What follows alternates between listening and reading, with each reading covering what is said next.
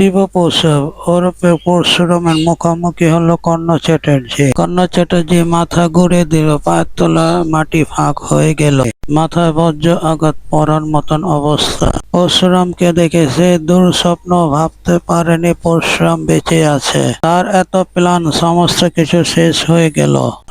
নন্দিনীর মুখে টাকা দিয়ে কেসটা হারার জন্য কত কিছুই না করলো। এদিকে বদনাম করার জন্য, টোটানিকে চরিত্রহীন প্রমাণ করার জন্য এআই এর সাহায্যে একটা ছেলের সাথে কিছু অন্তরঙ্গ মুহূর্তে ফটো ক্রিয়েট করেছে, কত কিছু করেছে।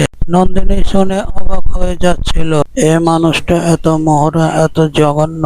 কিন্তু নন্দিনীরও কিছু করার নেই। সে মোটা টাকা নিয়েছে কর্ণ চ্যাটার্জির কাছ থেকে। টোটানির সাথে কর্ণ চ্যাটার্জি এত কেন সত্যতা? হ্যাঁ, সত্যতা তো আছে। তার ছেলেকে না জেলে ভরেছিল টোটানি, তার শোধ নিচ্ছে কর্ণ চ্যাটার্জি।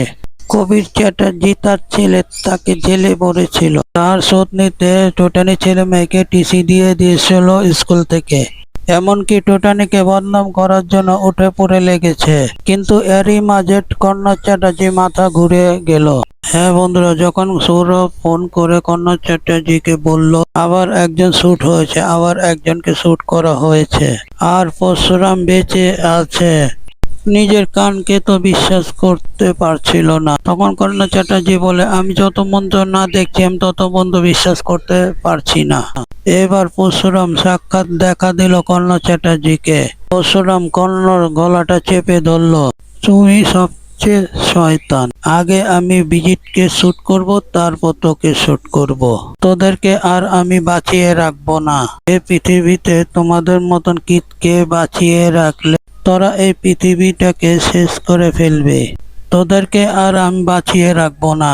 হ্যাঁ বন্ধুরা, পরশুরাম আগামী পর্বতে আপনারা এমনটাই দেখতে পাবেন।